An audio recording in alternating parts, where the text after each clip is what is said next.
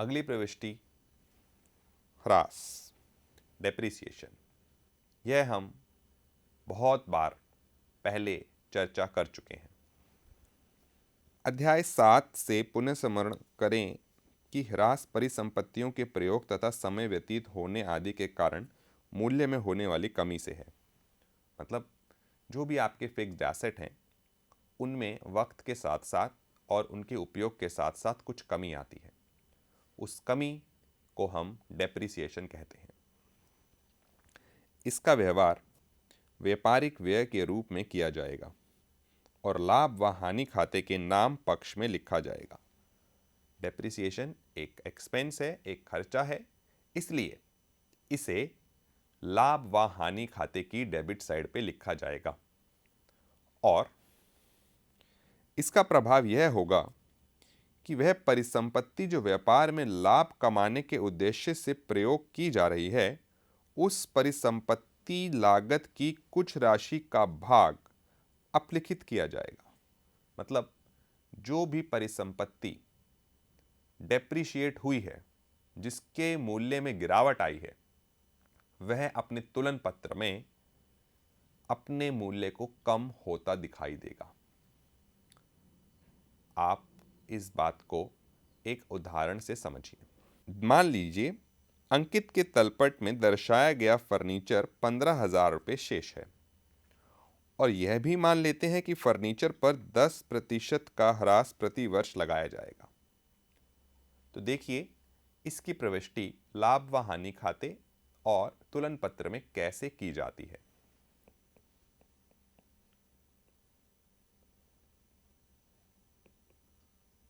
$15,000 का 10% 1,500 रुपये लाभ व हानि खाते में दर्शा दिए जाएंगे और बैलेंस शीट में आप इस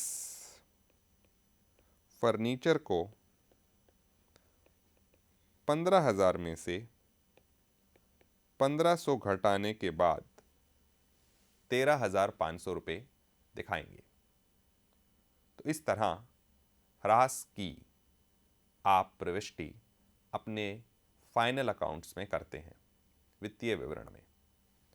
आप देखिए यहाँ पे यह है डेबिट साइड। यहाँ पे बोझ को आपने बढ़ा दिया। यह है एसेट। एसेट बढ़ता डेबिट से है, लेकिन आपने उसे घटा दिया। तो एक बार डेबिट का बढ़ना और दूसरी बार डेबिट का घटना, इसी को डबल एंट्री कहते हैं। और डबल एंट्री एक बार बढ़ी और एक बार घटी, तो इसका मतलब तुलन पत्र जरूर मैच हो जाएगा। चलिए अब चलते हैं अगली एडजस्टमेंट पे, जिसका नाम है डूबत ऋण। अंग्रेजी में हम इसे बैड डेट कहते हैं। डूबत ऋण से आशय ऐसी राशि से है जो कि एक फर्म अपने देनदारों से वसूल करने में असमर्थ है। चूंकि यह हानि से संबंधित है, अतः इसे डूबत ऋण कहा जाता है।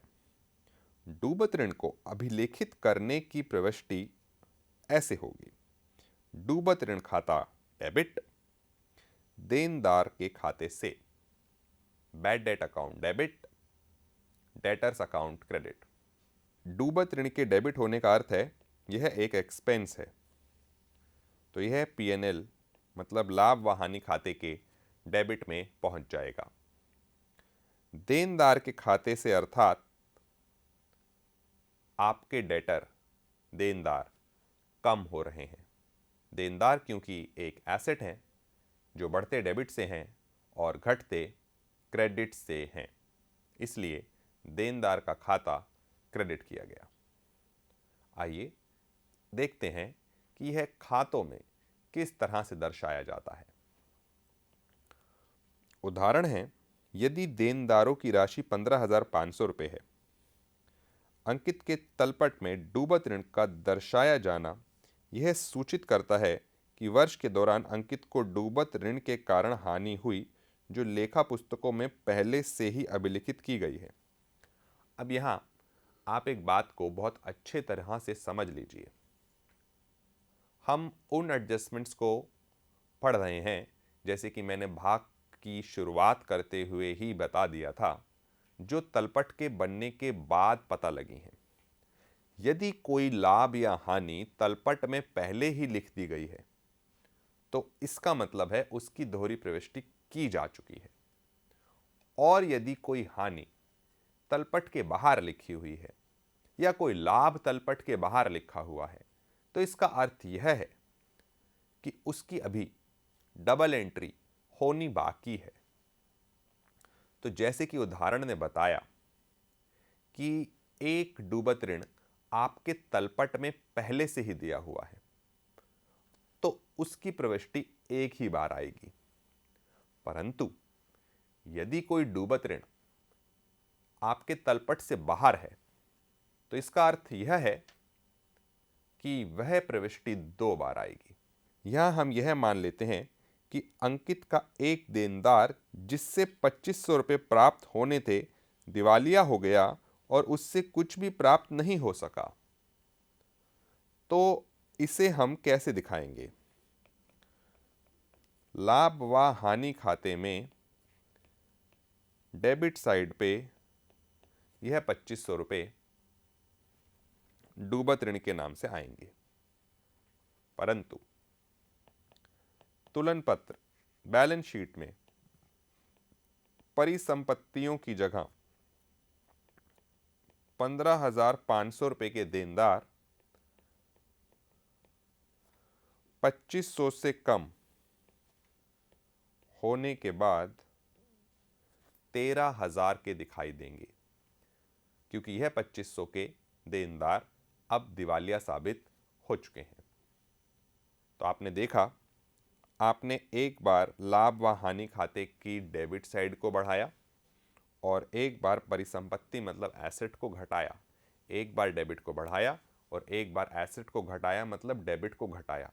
डेबिट का बढ़ना और डेबिट का ही घट जाना आपका डबल एंट्री का संकेत है और इससे तुलन पत्र के योग पर कोई भी प्रभाव नहीं आएगा और इस तरह अंत में तुलन पत्र भी मैच हो जाएगा।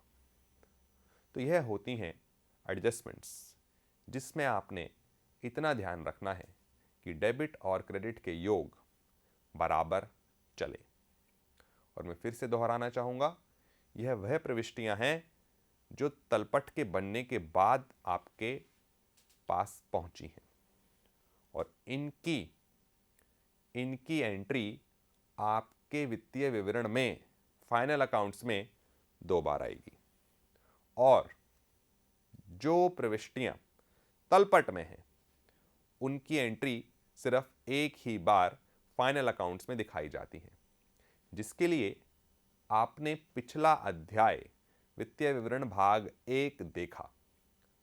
आपकी पुस्तक में वित्तीय विवरण के 2 भाग इसलिए दिए गए हैं कि एक जिसमें सिर्फ तलपट की चीज़ें हैं जिनकी एंट्री सिर्फ और सिर्फ एक एक बार व्यापारिक खाते, लाभ व हानि खाता या तुलन पत्र में दिखाई जाती है,